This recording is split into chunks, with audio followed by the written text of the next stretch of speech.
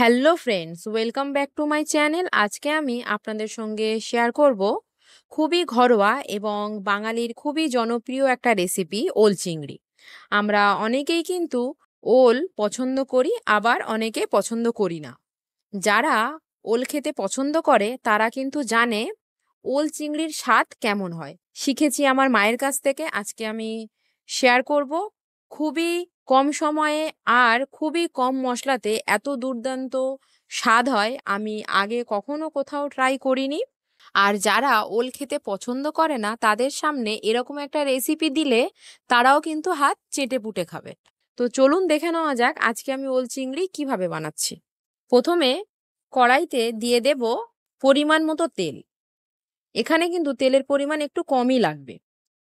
তারপরে তেজপাতা দিয়ে সুন্দর গন্ধ ছাড়লে দিয়ে দেব একটা মাঝারি সাইজের পেঁয়াজ। পেঁয়াজটা নাড়তে নাড়তে যখনই ব্রাউন হয়ে আসবে দিয়ে দেব কেটে ধুয়ে রাখা চিংড়ি মাছ। তারপরে নাড়িয়ে চাড়িয়ে দিয়ে দেব আদা রসুন বাটা 1 চামচ মতো, দিয়ে ভালো করে লাল লাল করে ভেজে নেব। যখন লাল লাল হয়ে যাবে দিয়ে দেব কেটে ধুয়ে রাখা ওল এবং আলু। আমি ওল আর আলুটা চওড়া চওড়া করে পাতলা পাতলা করে কেটেছি। তারপর ভালো করে নাড়িয়ে চাড়িয়ে নেব। দিয়ে দেব স্বাদ মতো লবণ, দিয়ে ভালো করে লাল লাল করে ভাজবো মিডিয়াম টু লো ফ্লেমে, যতক্ষণ না পর্যন্ত ওল এবং আলুর রং একটু লালচে হচ্ছে। মানে আদা রসুন আর লবণটা দিয়েছিলাম ওটা একটু ভেজে নেব ওলের সাথে। ভাজতে ভাজতে যখন লাল হয়ে যাবে গ্যাসের ফ্লেমটা একদম লো করে দিয়ে দিয়ে দেব নারকেলের দুধ। নারকেলটা কুড়িয়ে গরম জল দিয়ে দুধ বার করে নিয়েছি, সেই দুধটা আমি এখানে ব্যবহার করব। এখানে কিন্তু আমি কোনো জল ব্যবহার করব না। তারপরে ওলটা যেহেতু ভাজা হয়ে গেছে সেই জন্য পরিমাণ মতো দুধ দেব যাতে ওলটা আর আলুটা সেদ্ধ হয়। হলুদ গুঁড়ো, কাশ্মীরি লঙ্কার গুঁড়ো, ঝাল লঙ্কার গুঁড়ো এবং সামান্য ধনে গুঁড়ো দিয়ে ভালো করে নাড়িয়ে চাড়িয়ে আমি 10 মিনিটের মতো চাপা দিয়ে রেখে দেবো। 10 মিনিট পর ঢাকনা খুলে দেব।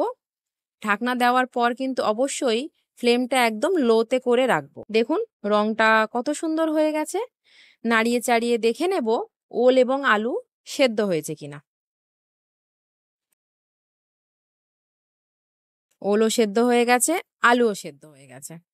এবার ভালো করে মিডিয়াম টু লো ফ্লেমে ওল আর আলু কষিয়ে নেব। যখনই তেল ছেড়ে আসবে দিয়ে দেব পরিমাণ মতো দুধ। যেহেতু কষানোও হয়ে গেছে, ওল আলু সেদ্ধও হয়ে গেছে, ভালো করে নাড়িয়ে চাড়িয়ে নেব। যখনই ফুটে উঠবে দিয়ে দেব এলাচ। যদি ওল আর আলু সেদ্ধ না হয় তাহলে কিন্তু দুধ দিয়েই কষাতে হবে, এখানে কোনো জল ব্যবহার করা যাবে না। চারিদিক দিয়ে যখন ফুটে উঠবে ঝোলের পরিমাণ দেখে নাড়িয়ে চাড়িয়ে গ্যাস অফ করে দেব। দেখুন কত সুন্দর দেখতে লাগছে। গরম গরম সার্ভ করুন ভাত কিংবা রুটির সাথে। আর যারা ঝোল খেতে পছন্দ করে তাদের কাছে তো এই রেসিপিটা অবশ্যই প্রিয় হবে। ভিডিওটা যদি শেষ পর্যন্ত আপনাদের ভালো লেগে থাকে প্লিজ ছেড়ে যাওয়ার আগে একটা like, comment, share and subscribe করে যাবেন। Thank you.